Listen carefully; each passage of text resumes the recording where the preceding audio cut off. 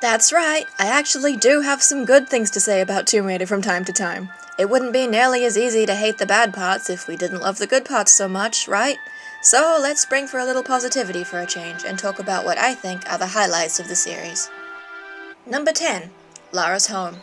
Some of my earliest video game memories, in fact I might even go so far as to say some of my earliest memories at all, are here in Lara's mansion, and I know that's the case for a lot of classic fans. Remember how much fun it was locking Winston in the freezer, looking at all the artifacts in the treasure room and figuring out which games they came from? Corner bugging up the side of the house to run around on the roof and outside the walls?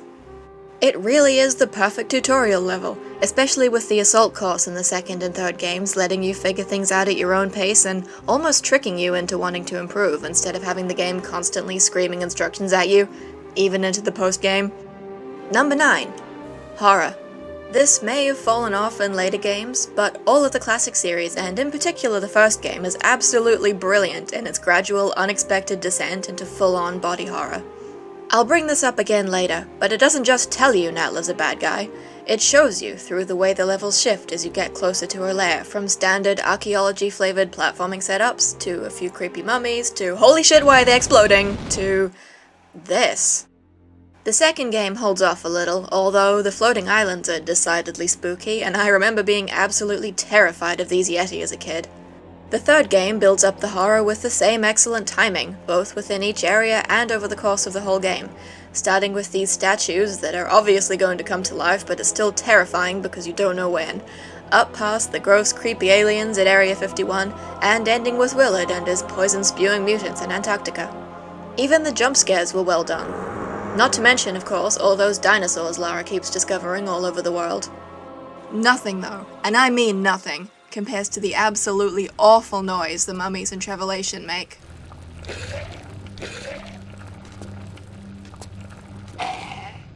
Ugh, so gross, I love it. Number 8. Wreck of the Maria Doria. Speaking of gross and creepy, how about the ruins of a luxury cruise liner on the bottom of the ocean as the backdrop for one leg of Lara's treasure hunt? You first arrive there straight out of a cutscene where Lara hitches a ride on a submarine down to the ocean floor, and it starts you exactly where it left off, in almost pitch darkness, being circled by sharks, your breath meter slowly ticking down, absolutely no idea where you're supposed to go. One of those tense as fuck and absolutely thrilling situations where you find yourself holding your breath in real life too. After making your way into the ship, past huge rooms full of rusty machinery, picking through sodden remains of luxurious dining rooms, ballrooms, and the huge theater, you end up on the decks of the ship in an enormous, mostly dry cavern. Both the dining room section and the underwater cave level do what Tomb Raider does best in having multiple, semi-linear side paths that weave in and out of one main area in a way that really makes you feel like you're progressing and conquering the level. The scenery of the whole thing is so unique and interesting. The place looks gorgeous, even if it could perhaps have used a bit of something else to break up the ocean and rust color scheme. In fact, it might just be the only water level in the history of video games that doesn't suck. My only gripe is, why are some parts of the ship upside down, but when you go outside it's the right way up? Number 7. King Arthur's Tomb. Another totally stunning looking level, maybe not from the outside, although the museum section is pretty entertaining and full of fun little details. No King of England jokes, Alistair. I probably have to turn on the power first. But as you make your way further and further down, damn are you in for a treat. Will you look at that? Oh, this is brilliant. I mean, this is why we play Tomb Raider, isn't it? I just love this underground building, so cool, so eerie and atmospheric, with King Arthur in his little bubble. It's such an interesting and unique idea, having a real site of importance hidden beneath an obvious fake, which is in turn hidden under a kitschy museum. If I'm not buried somewhere like that when I go, I'll be coming back for every single one of you. I could take or leave the Serpent Boss, though. Number 6. The Villains. Just like the horror elements of the plot, the classic games do an absolutely excellent job of gradually tipping you off about the antagonist. Like Natla, starting off by hiring Lara to go on a treasure hunt, and Lara bumping into worse and worse things along the way, until she ends up here in this hellscape, where Natla finally reveals her evil plan.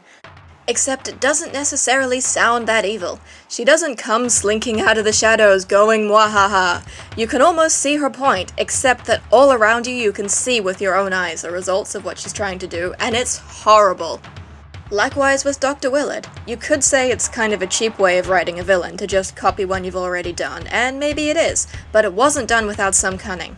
Lara's learned her lesson from when this happened with Natla. She's got her wits about her this time, and she's ready to shut his plan down at the first sign of trouble. Oh, aye, come in.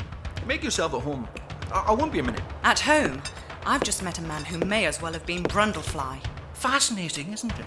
But again, Willard doesn't see it as trouble. He's even quite chipper when Lara brings him the artifacts. Like Natla, he just sees what he's doing as a fun little science experiment. Although at least he can see that he hasn't got it quite right yet. The antagonist doesn't need to be all, haha, I am supervillain, I'm going to destroy the world, for the story to work. A dangerous artifact in the hands of someone on a bit of a power trip is way more effective, and Tomb Raider knows that. Number 5. Pallas Midas. Here we go, we're getting to the good shit now. Just to be clear, I'm talking about the original, not the incredibly weak anniversary version of this level. This is peak Tomb Raider. Mystery, action, exploration, traps, all set in a huge sprawling ruin packed full of eerie side chambers for you to conquer, puzzles to solve, and a clear end goal, once you can figure out for yourself what it is. Exploring this place is always so exciting, no matter how many times you've done it before. The dramatic 3-story aqueduct, this little garden, how is it still so lush? All the places you pop in and out of this main chamber as you make your way around the level. And how cool is that statue? Tucked away and mostly buried in a caved-in room for you to feel all accomplished about when you discover it, and even though you know what's gonna happen when you jump on the hand, you just have to do it at least once.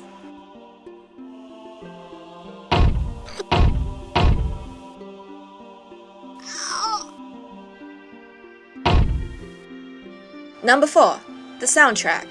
This might be an odd thing to say about a game that doesn't really have a consistent soundtrack, but to me that's exactly what makes it so good. It's not playing music all the time. It lets you truly get comfortable in the silence and isolation of your surroundings, with only Lara's footsteps and the occasional creepy echo or rock falling in the distance, until... That's when you know shit's about to go down. You don't need to be smacked over the head by 1,000 screeching violins to be immersed. Even a little... is enough to put you on edge. But when the music does go for it, it really fucking goes for it.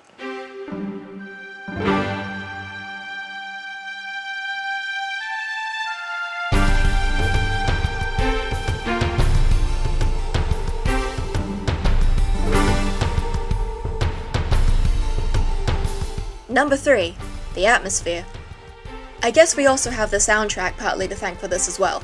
But even when the games aren't being outright dramatic or scary, they're still seriously unnerving. As much as I love the Legend trilogy, and those games have a vibe all of their own, they've got nothing on the aesthetic of the 5th generation games. Nothing beats that feeling of isolation and mystery. There's no hints, nothing to tell you where to go, there isn't even a HUD really, only Lara's health bar. Every little detail is in place to suck you into the game. Right down to the control scheme, you can't just fling yourself around the room however you like. Every step matters. There isn't really much downtime in these games at all, certainly nowhere near like there is today. You always have to keep your wits about you and pay attention to your surroundings. Just as though you are Lara, you have to take your environment, every jump, every trap, and every enemy completely seriously. Come to think, it's no wonder I was so scared of the dark as a kid. Number 2. Uniqueness. I know, it sounds crazy, doesn't it? Looking at how the most recent Tomb Raiders were entirely modeled off other popular games, that when the original series was being released, it was other games that wanted to be like Tomb Raider. You often hear about how Lara was a pioneer for female video game heroes, but not much is said anymore about what the series did for video games in general. The original Tomb Raider was among the first 3D platformers. For reference, Mario 64, Bubsy 3D, and the first Crash Bandicoot all came out in 1996. But it doesn't exactly fit in with those, despite being a platformer at heart, nor does it fit in with pure horror games from that time, or even now. Games today tend to be a somewhat watered-down mishmash of genres, but back then it was all pretty distinct. Puzzle games were puzzle games, shooters were shooters, platformers were platformers, Games might occasionally stick their toes over the line into a different genre, but what Tomb Raider did, blending huge 3D platforming arenas with genuine horror and difficult puzzles to solve, was unprecedented. Honestly, it was pretty unexpected right up until you actually landed in the first level. The advertising and even the opening cutscenes led you to believe you were in for much more of a straightforward action-adventure game. Tomb Raider was, and still is, unique. Nothing else has hit that exact spot. Especially not the games that are called Tomb Raider now. Number 1. Well, it has to be Lara, doesn't it? What would Tomb Raider be without her? What would video games be without her? Whether you like her or not, and despite Square Enix's best efforts, our 6-time Guinness World Record-winning queen is and always will be an absolute legend. She's tough, she's smart, she's a wisecracking badass who never fails to save the day and look good doing it, and she sure as hell doesn't need the company that gave us Balan Wonderworld dragging her name through the mud. Nor does she need to imitate anyone else to be valid. We don't need her to be Katniss, or Keira Knightley. Actually, can we talk about that for a sec? Why on earth did they decide to base this character on the woman who said this? Come on. And we really, really don't need her to be Nathan Drake, or any man for that matter. No, what we need for Tomb Raider's future is, and hopefully this doesn't sound too crazy, a character like Lara Croft. We need an unstoppable, razor-tongued anti-hero who doesn't let anything get in her way. Although, for all the bad things there are to say about new Lara, we don't know that she doesn't have the potential to be that hero. Maybe she actually could be turned around into a good character if she had actual proper writing and voice acting. It's certainly not impossible. There is definitely hope for Lara's future yet. Well, there we have it. I told myself I wasn't gonna talk shit on the Survivor trilogy too much, but I think that's the best we're going to get. Shoutouts to Climbing the Tower at Valgrind, the seriously beautiful graphics in Shadow, absolute icons Janice and Plain Babe, and Zip's collection of hilarious post-it notes. Let me know in the comments what your favorite Tomb Raider moments are, and I'll see you next time.